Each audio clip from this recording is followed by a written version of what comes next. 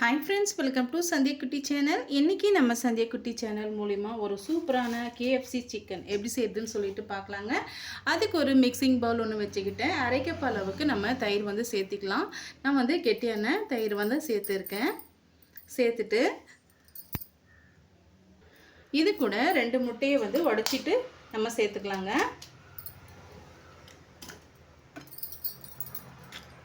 நான் இன்னைக்கு வந்து மொத்தமாக 5 லெக் பீஸை எடுத்து வச்சுருக்கேங்க. 5 லெக் பீஸ்க்கு நம்ம எடுத்துருக்கிற அளவு வந்து கரெக்டான அளவு. இப்போ 2 முட்டையை வந்து நான் உடச்சி ஊற்றிக்கிட்டேன். இப்போ நம்ம சிக்கனை வந்து ஊற வைக்க தாங்க போகிறோம். இப்போ இந்த சிக்கன் மசாலாவுக்கு தேவையான அளவுக்கு நம்ம உப்பு சேர்த்துக்கலாங்க. ஒரு 1/4 டீஸ்பூன் அளவுக்கு மஞ்சள்தூள் வந்து சேர்த்துக்கலாம். இது கூட 1 டீஸ்பூன் அளவுக்கு இஞ்சி பூண்டு பேஸ்ட் வந்து நம்ம சேர்த்துக்கலாங்க. இது கூடவே ஒரு 1/2 டீஸ்பூன் அளவுக்கு மிளகு பொடி பெப்பர் பொடி நம்ம சேர்த்துக்கலாங்க. சேர்த்துட்டு நல்லா வந்து மிக்ஸ் பண்ணி விட்டுக்கலாம். இது போல் ஸ்பூனை வச்சு நல்லா வந்து மிக்ஸ் பண்ணி விட்டுக்கோங்க. நம்ம சேர்த்துருக்க பொருட்கள் எல்லாம் வந்து நல்லா மிக்ஸ் ஆகிட்டு வரணும். பாருங்கள், இந்த அளவுக்கு நான் மிக்ஸ் பண்ணி எடுத்துக்கிட்டேன். இப்போ இது கூடவே நம்ம 1 டீஸ்பூன் அளவுக்கு தனி மிளகாய் தூள் வந்து நான் சேர்த்துக்கிறேங்க. நல்லா வந்து ஸ்பைஸியாக வேணும்னு நினச்சிங்களான்னா 1 டீஸ்பூன் அளவுக்கு சேர்த்துக்கோங்க. கொஞ்சம் காரம் வந்து குறைவாக வேணும்னு நினச்சிங்களான்னா 1/2 டீஸ்பூன் அளவுக்கு சேர்த்துக்கோங்க. இப்போ அரை லெமனை வந்து நான் பிழிஞ்சு விட்டுக்கிறேன். நம்ம எடுத்துருக்கிற 5 சிக்கனுக்கு வந்து இது கரெக்டாக இருக்கும். இப்போ நல்லா வந்து கலந்து விட்டுக்கலாம்.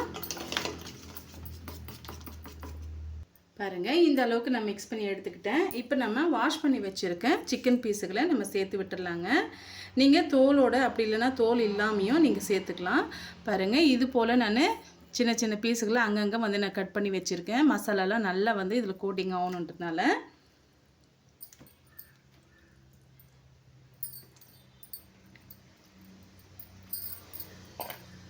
மொத்தமாக நான் 5 பீஸ் வந்து நான் எடுத்திருக்கேங்க. எடுத்துட்டு ஒரு முறை நல்லா வந்து கலந்து விட்டுக்கலாம். இது போல் கலந்து விட்ட பிறகு ஒரு மூடி போட்டு ஒரு 2 மணி நேரம் வந்து நம்ம ஃப்ரிட்ஜில் வச்சு எடுத்துக்கலாங்க. ஃப்ரீசரில் இல்லை, தனியாக வந்து நம்ம ஃப்ரிட்ஜில் வச்சு எடுத்துக்கலாம். இப்போ ஒரு 2 மணி நேரம் கழித்து பார்க்கலாங்க. இது நல்லா வந்து ஊறி வரட்டும். எந்த அளவுக்கு ஊறி வருதோ அந்த அளவுக்கு நமக்கு நல்லா மசாலாலாம் உள்ளே இறங்கி வரும். நல்லா ஊறி வந்த பிறகு நம்ம பார்க்கலாங்க. பாருங்கள், ஒரு 2 மணி நேரம் ஆயிடுச்சு. நம்ம ஃப்ரிட்ஜில் வச்சு நம்ம எடுத்துகிட்டு வந்துட்டோம். இப்போ இது மேல் மாவு வந்து நம்ம ரெடி பண்ணிக்கலாங்க. அதுக்கு பார்த்திங்களன்னா 100 கிராம் அளவுக்கு நான் மைதா மாவு எடுத்து வச்சுருக்கேன். சேர்த்துக்கலாம். இப்போ அதே கப்பால் அரை கப் அளவுக்கு கார்ன்ஃப்ளவர் மாவு வந்து சேர்த்துக்கலாம். இப்போ இந்த மேல் மாவுக்கு தேவையான அளவுக்கு நம்ம மிளகாய் தூளும் எல்லா இன்க்ரீடியன்ஸும் வந்து நம்ம சேர்த்து விட்டுக்கலாங்க. இந்த மேல் மாவுக்கு தேவையான அளவுக்கு மட்டும் நம்ம மிளகாய் தூள் வந்து சேர்த்துக்கலாம். ஆல்ரெடி நம்ம ஊற வைக்கிறதுக்காக மிளகாய் தூள் வந்து நம்ம சேர்த்துக்கிட்டோம். இப்போ மேல் மாவுக்கு தேவையான அளவுக்கு வரைக்கும் சேர்த்து விட்டுக்கலாம். இப்போ இது கூடவே ஒரு 1/2 டீஸ்பூன் அளவுக்கு தனியா தூள் வந்து சேர்த்துக்கலாம். 1/2 டீஸ்பூன் அளவுக்கு மிளகுத்தூள் வந்து சேர்த்துக்கலாம்.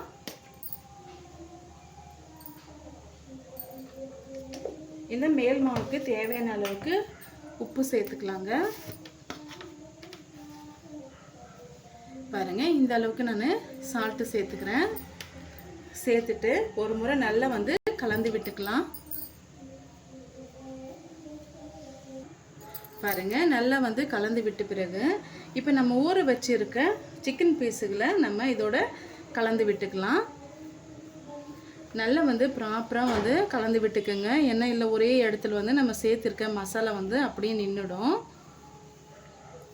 இது போல் மிக்ஸ் பண்ணி விட்ட பிறகு நம்ம எடுத்து வச்சுருக்கு இல்லைங்களா சிக்கன் பீஸுங்க வந்து அது ஒரு முறை நல்லா வந்து கலந்து விட்டுக்குங்க. கலந்து விட்டுக்கின பிறகு இப்போ ஒரு பீஸ் எடுத்து இந்த மாவில் கலந்து விட்டுக்கலாங்க.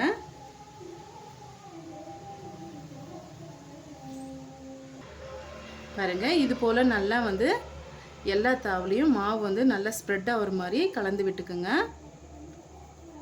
கலந்து விட்டுட்டு நல்லா இது போல் உதிரி விட்டுக்குங்க. இப்போ தனியாக இது ஒரு பிளேட்டுக்கு நம்ம மாற்றி வச்சுக்கலாம். இதே போல் ஒவ்வொரு பீஸுகளை நம்ம எடுத்து இது போல் மேல் மாவு வந்து ரெடி பண்ணி வச்சுக்கலாங்க. பாருங்கள், பொரிக்கிறதுக்காக ஆயில் வந்து சூடுபடுத்திக்கிட்டேன். இப்போ நம்ம செய்து வச்சுருக்க சிக்கன் பீஸுகளை அப்படியே வந்து நம்ம போட்டு விட்டுடலாம்.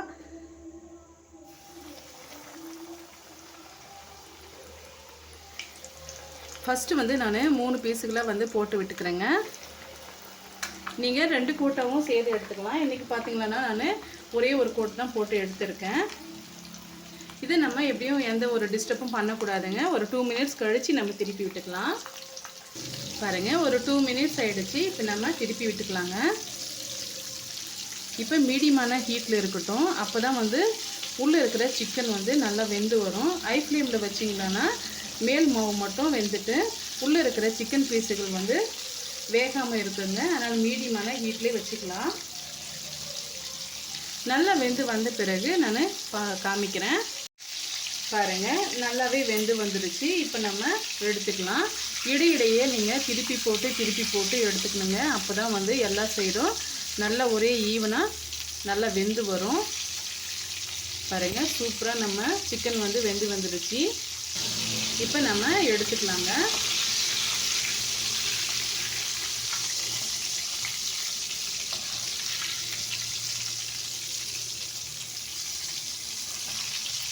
சூப்பரான ஸ்ட்ரக்சரில் அப்படியே வந்து KFC சிக்கன் வந்து ரெடி ஆகிடுச்சிங்க. வீட்லேயே வந்து சுலபமான முறையில் நம்ம செய்து முடிச்சிடலாம்.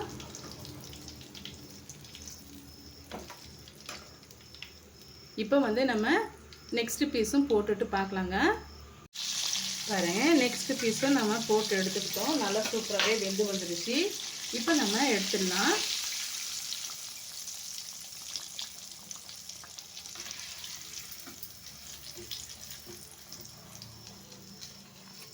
பாருங்கள், ரொம்பவே டேஸ்டியான KFC சிக்கன் வந்து நம்ம ரெடி பண்ணிட்டோங்க. ரொம்பவே டேஸ்டியான KFC சிக்கன் வந்து நம்ம ரெடி பண்ணிட்டோங்க. இந்த ரெசிபி உங்களுக்கு பிடிக்கும்னு நினைக்கிறேன். பிடிச்சிருந்தால் மறக்காமல் சந்திக்குட்டி சேனலுக்கு சப்ஸ்கிரைப் பண்ணுங்கள், லைக் பண்ணுங்கள், ஃப்ரெண்ட்ஸ் அண்ட் ஃபேமிலியோட நிறைய ஷேர் பண்ணுங்கள். இது போல் சிம்பிளான டேஸ்டியான ரெசிபிஸ் பார்க்க நம்ம சேனலை ஃபாலோ பண்ண மறந்துடாதீங்க. தேங்க்யூ ஃபார் வாட்சிங்.